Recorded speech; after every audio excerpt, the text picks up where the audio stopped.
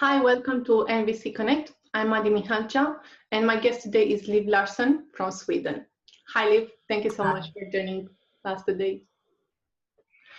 Liv, how did your journey with NVC start? Oh, so it's more than 20 years ago, and I was already working actually with group management, leadership, conflict resolution, but there were so many things lacking. It was a sense of, well, I guess spirituality, like lack of respect for human life, kind of. So I was really looking for something that would bring more life. So then I bumped into people talking about nonviolent communication, and I went for some training. What was your first reaction to it? First reaction was that, oh, I know all of this. And then after one day, first day of training, I was so confused because I realized I didn't at all know all of this.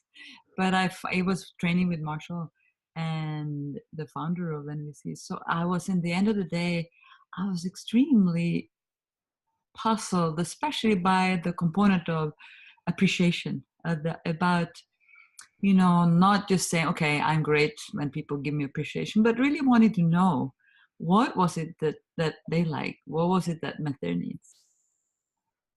So that was my start, like confusement and like wonder. There was something there that I could not see before. What was the easiest part for you to implement from NVC? The easiest part was actually honesty, because I had been working with something called iMessages before, which is like starting with yourself, expressing what you want, what you see, what you feel, and so on. Mm-hmm. So that part was actually, I used before NVC, and I was then confused by the empathy part. How could these two be combined? That was a big puzzle for me. So that was my next question. Were there any challenges for you in applying MVC? Yeah, I mean, one of the challenges was really empathy, in the sense of that I always had been the one with the answers, like being the therapist, being the trainer that would, mention things, get people to a certain place, get them to have some insights and so on. Not just simply being there, letting them find out what was going on in them. So that was like letting go of some power, some like I know it all power, but just being with another human being. So that was quite a challenge for quite some years, but an enjoyable challenge to learn about this. Was there a particular relationship in which you wanted to apply MVC? Yeah, I mean, I think there were many, but one that I thought this is not possible was with my father, because we'd always been fighting since I was a teenager, constant, like coming into argumentation with each other, like who's right, who's wrong. So with him, it was like a big challenge. And I remember Marshall saying that you can have an excuse, you can have an exception, people you don't need to try to connect with. And then I said, well, it's my father. I will not even try because it's so hard. But then there was a moment when he'd actually had a heart attack. And usually he was the one always helping with stuff when I was building stuff at home. And he called me, and he was kind of arguing about what I should have done. This, you should have done that, and so on. And it just dawned on me when he called that actually even him is probably saying this in order to try to meet some of his needs. So in the next time pause, when he kind of took a small break, I just asked, like, so Dad, when you called me, was it that you called because you have a need to contribute? And he became totally silent, from starting to say what I should have done, and I almost started arguing with him, trying to be right. And this one question just turned it all around, and he got really quiet. And then after a while he said, yeah, I wanted to contribute, but I'm just getting old and tired, and I cannot give anymore. And that was like the turn of that relationship, because we talked like half an hour and he was crying for the first time in my life with him. Crying, you know, fearing death, fearing to leave us behind, my mother, me and my sisters. And he lived only 2 years after this, but that was like such beautiful 2 years compared to how things had been before. Of course, we would come into the same speaking pattern and to you know, starting to who's right and who's wrong. But it really shifted into something much more sweet than before. So that really, I mean, if I hadn't been turned on to NVC before, that really got me trusting that even the most difficult relationships can be transformed. I see. And regarding your work, when did you decide to apply NVC in your work? Well, I had already started that when this dialogue happened with my father. So that was kind of going through my head. I say this all the time to students, that behind everything everyone says, there are some beautiful needs. But for him, I never thought about it, I think, until that moment. So I had already started. So that was, I remember 99, 98 or something, like 20 years ago. And what did contribute to your decision to become a certified trainer, and when did that happen? I actually know exactly when I was certified, because I was certified the 22nd of the second month, 2002. It's a very auspicious date. I don't know. I think it was because I saw that working on kind of becoming certified would make my learning much more structured, like a sense of kind of trying to cover the different things that NVC actually points at, which is quite many, I'd say. So for me, it was like longing to really learn in depth, even the parts that I found difficult that could be easily said, I'm not going to learn this because I don't need it or so. But for the certification, I need to look into that. Okay, so when you say structure, did your routine change in a way when you started the certification process? Well, it was more that I was really aware of, you know, the feedback, collecting feedback from people, really learning what is the stuff that works for people, what is the stuff that I don't do that is not clear to people. And also reading. I remember Marshall had a long reading list, and I think I read through all these books that he recommended. I mean, there was not so many NVC books at the time, but really reading, looking into different things, like helping me to be choiceful about where I put my energy into learning. I see. What do you love most about sharing NVC?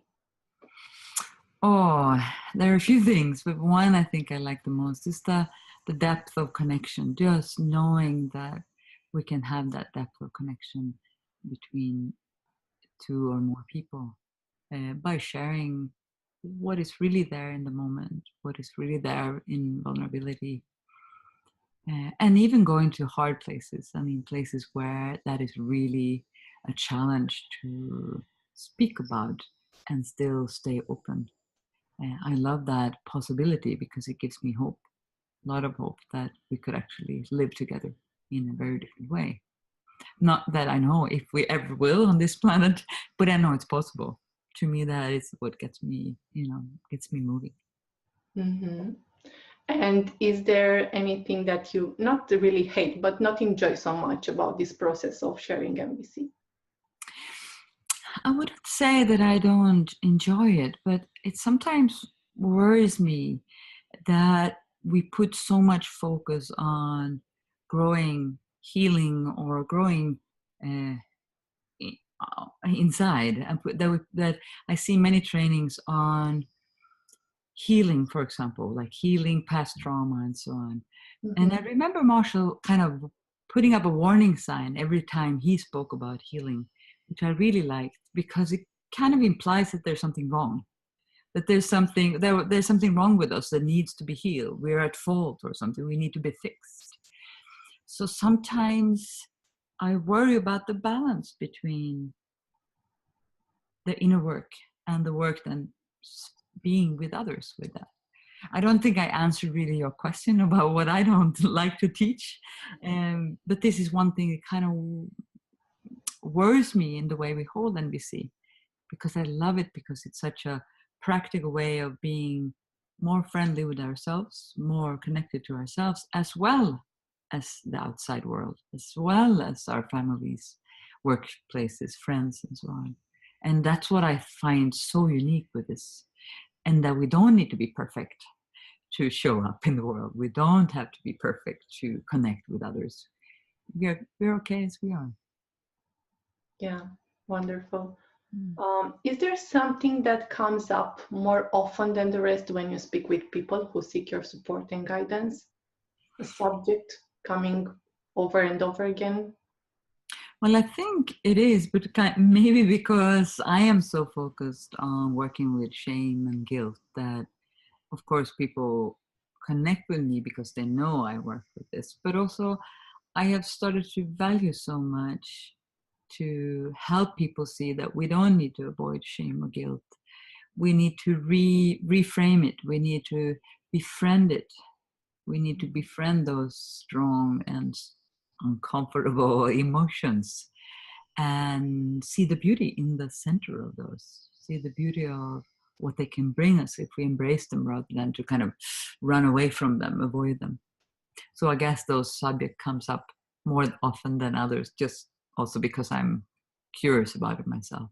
Yeah, because your focusing is on this subject. But I wonder, how did this subject become important to you and you decided to start sharing more about this niche, let's say?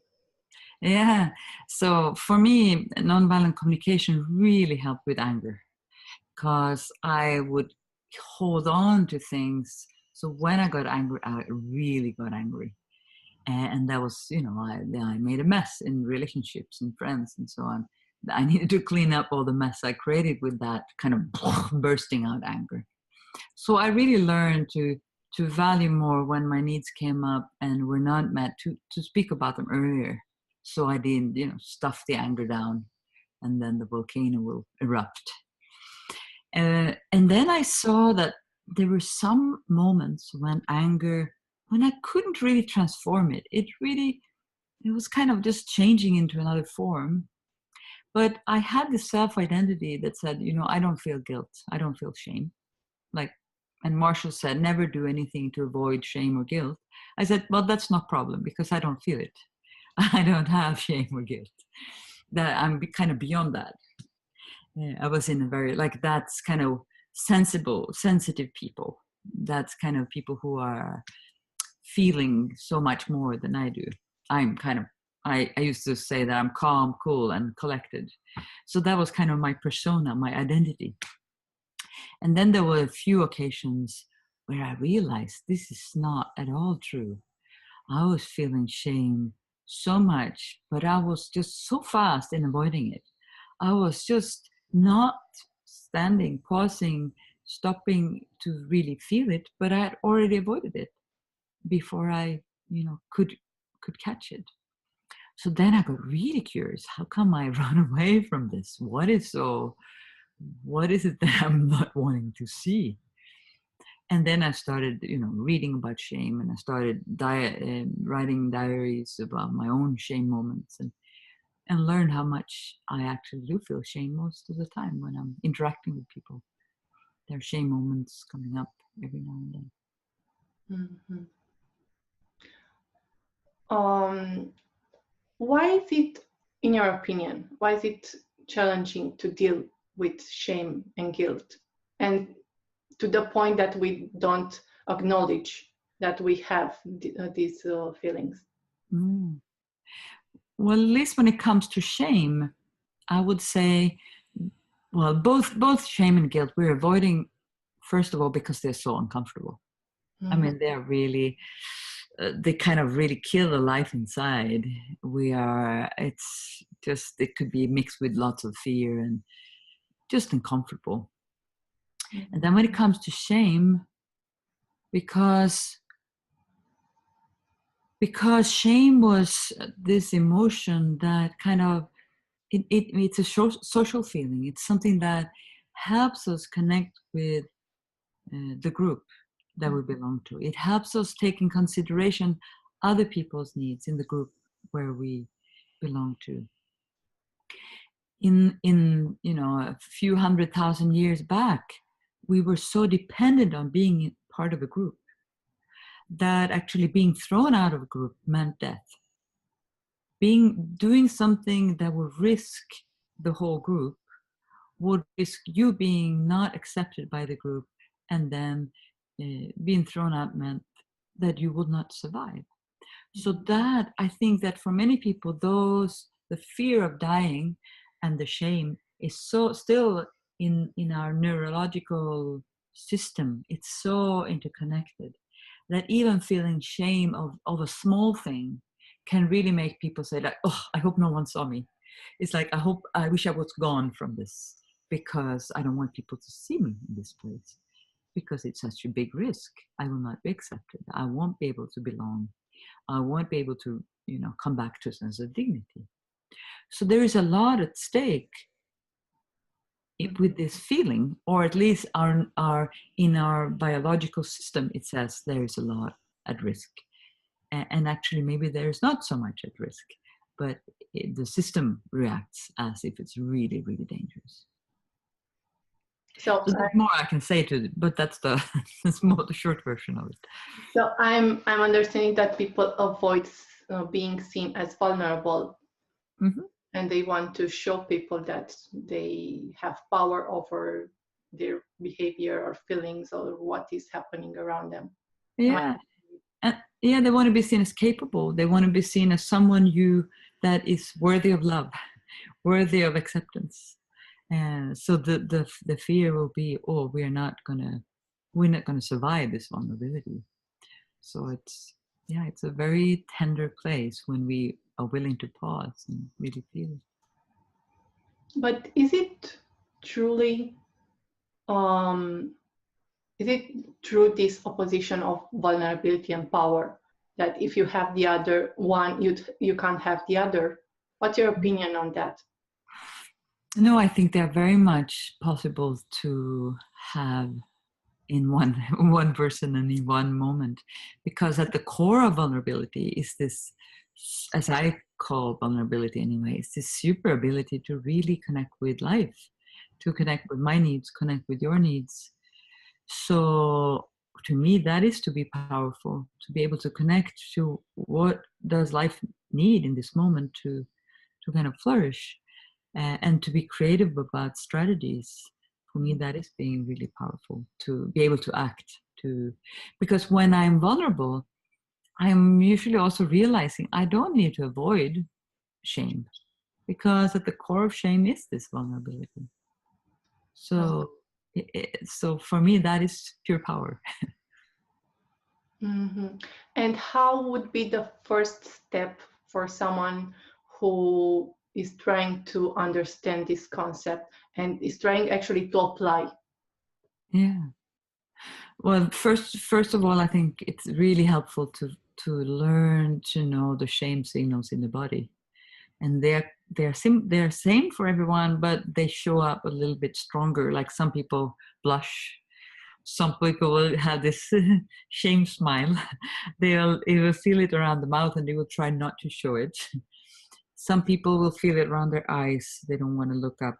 They don't want to look at people because it's really uncomfortable.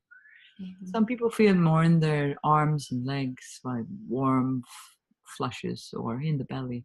So just learning to feel it in the physical form, and then realizing, well, it's just emotions, and then pausing there to embrace that. To me, that is one of the first steps. I would say, if we have avoided it already, we don't feel it in our bodies. So then we will need to know the avoidance patterns. What do we do to avoid it? So that's what I call, I use a model that I named the compass of needs, describing these main 4 ways of avoiding shame. Yeah, you talk about that compass in anger, guilt, and shame. Your book, Mhm. one of your books. Mhm. Would you like to share to our audience just a little bit, just a taste of this compass? Yeah, it's quite simple. So at one axis, the west east axis, is the question, whose fault is it? So when we feel shame, the question is, whose fault is it that we feel so much discomfort? So then I would either blame myself, say it's all my fault, or I blame the other, it's your fault. And usually we go in between those. And on the other axis, on the north-south axis, it's more the question, who has the power to change this? Who has the power to do something about it? So on one hand, we will submit and say, I have no power in this. I cannot do anything about it. I better withdraw. I better just go away from that uncomfortable shame moment. Or I rebel and make myself kind of hard, cool, calm, collected, and just say, I'm not so weak. I don't care what other people think about me. I am fine, even if they laugh at my most beautiful poems or whatever, because I'm tough. So we use usually one of those four, or two of those four, or all of them, to not go to that shame moment. Yeah, thank you for saying that. Mm. If our viewers want to know more about that and a lot more about these three feelings: anger, guilt, and shame, I will put the link to your book and all the other books. But this book, I find it really whole. Mm-hmm. From my point of view, is really whole, and you give in this book the layers of each feeling, and about anger, how is it perceived, and why do we respond with anger, and so on and so forth. And also what I love most about your book is that you have exercises. Mm-hmm. Chapter has an exercise, and you read the chapter and you can practice. And I really love that about your all books, because there is a helping hand about mediation with CNVC. You also have cracking the communication code with the 42 differentiations in key differentiations in nonviolent communication, and all of them have exercises. Mm-hmm. So I really enjoy and I really recommend your books. Thank you. Yeah. But reading a book and going to a workshop of yours, I'm sure it's different. I haven't attended a workshop of yours yet. Mm-hmm. Mm-hmm. So I'm wondering, what's the one thing you wish people would take and apply in their lives right away when they leave your workshop? Yeah, well, it of course depends where they are in life and what is important to them. But one thing that is dear to me is how we treat our children when there's shame, because we've I think it's almost like we have two sides. One side that says shame is bad, we should not feel shame. So when someone feels shame, someone else will say, don't feel shame. Or we go like, no, shame is bad. So then we might shame or blame people so that they will feel shame, because we trust that then they will get that we also have needs.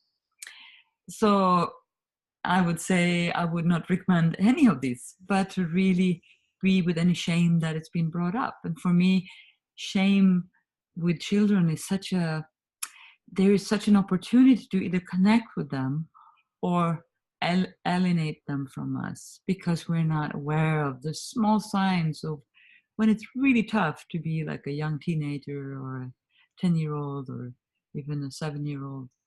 Those moments, and because we don't have skills enough for ourselves, of course it's really hard for us to meet our kids when they most need it.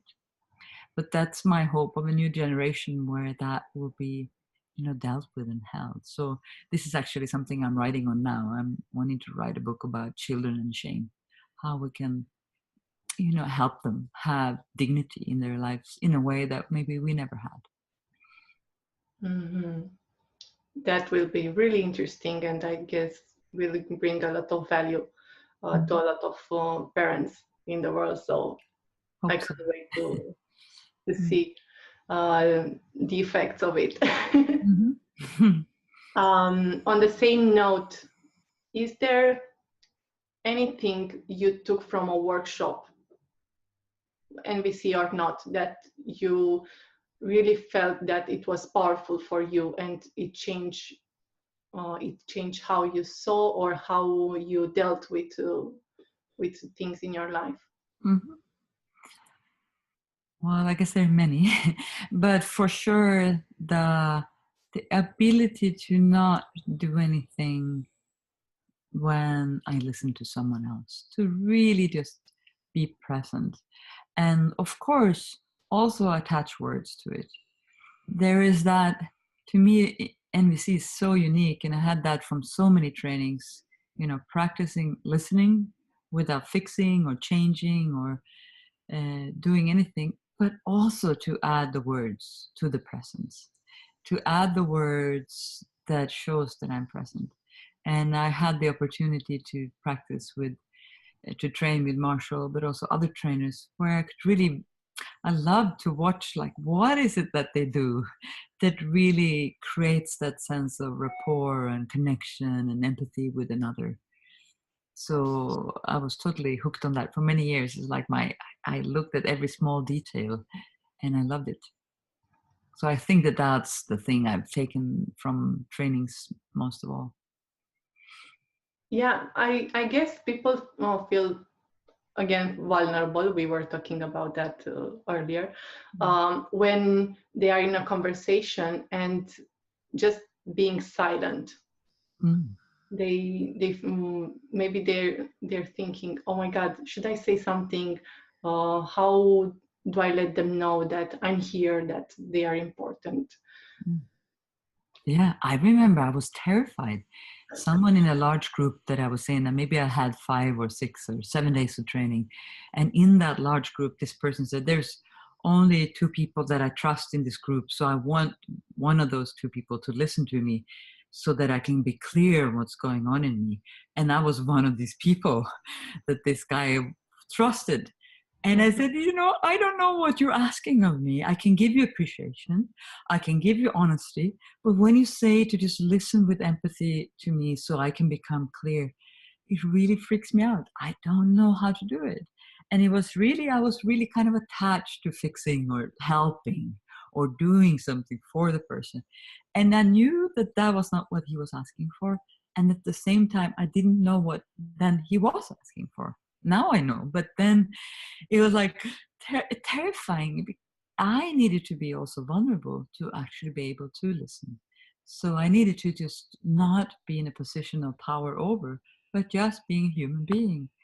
And up to that moment, it was like, no one taught me, no one told me that was enough or important to be human. I mean, my whole life, it was about getting better or getting smarter or getting more intuitive, even more spontaneous even, but not about just being human. And that was really exciting and terrifying, and later on such a relief, not carrying everyone's life on my shoulders, but really being with them, with their life, with their problems or with their challenges, being with them but not being responsible for it. It's such a lovely position. Yeah, and also being seeing that power of listening, creating that space for the other. What a gift you give them just by being there. Yeah. And everybody has that gift to give. That is so amazing too. Everyone has that gift to give to someone. Exactly. And that is so hopeful. Yeah, I have 2 more questions for you, Liv. The first one is where people can find you. Well, I have a webpage called friareliv.se, and that is, in English, it would be friare.se. So that's where I put most of my trainings, but sometimes the last years I'm kind of blessed with sometimes my trainings are full without me even having the chance to put them up on my webpage. Mm-hmm. So sometimes there's stuff happening that doesn't end up there. Yeah. And other than your book for children, for parents actually, about children and shame, do you have other plans developing right now? I have many plans. I always have, like, since the last 10 years, I always have at least 5 books I'm writing at the same time. And right now I'm writing also on 2 novels that I hope will be out, at least in Swedish, because of course I write them first of all in Swedish, which is my native language. Mm-hmm. But also I have lots of books for children that I would want to find forms for, because I really think children needs new stories, new ways of getting another narrative of the world. So that's what I dream about, having many books for children, many movies for children that are different than the ones I was brought up with. That sounds really exciting. Mm-hmm. I don't have children personally, but I love reading children's book. Oh, yeah. It's one of my things. Mm-hmm. I'm not ashamed of that anymore. No, but, it's beautiful. I really enjoy having those stories. Mm-hmm. They inspire me. Mm-hmm. So I'm looking forward to your books. And the final question, what is the vision you hold for the world and the role that NVC could play in it? Yeah. So I'm 54, actually yesterday I turned 54, and I've seen so many things changing in the world. I mean, even having Zoom calls or Skype calls or whatever, that I was as a child, we drew that vision. We kind of drew pictures when you talk through the television. And I know we were not the only ones. And now we're here, we're doing all of that. So Yeah. I have great hope for the world. I don't know how many generations it will take, but I'm sure we're going towards a future that will bring so much more possibilities for people to, like, live fully, to enjoy life, to enjoy the mystery of being a human being on this planet, which is such a, we're out in this universe and we're on this planet and we get to live this life as being humans. And for people to have that dignified life, people have to children, again, having a good life where they can enjoy that mystery. That's my dream for the world, that we all get to have that. With the help of NVC. Yeah, with the help of NVC and other many great tools that there's available now. Mm-hmm. Yeah. Thank you so much, Liv, for being here and answering our questions. I really enjoyed your answers, and I'm grateful for your time and energy for being here and sharing your journey with us. Thank you. Thank you for watching. If you liked this interview, give us a thumbs up, share it with a friend, and be sure to subscribe to our channel. Check the description of this video for links and details about Liv Larsson, and see you next time. Bye.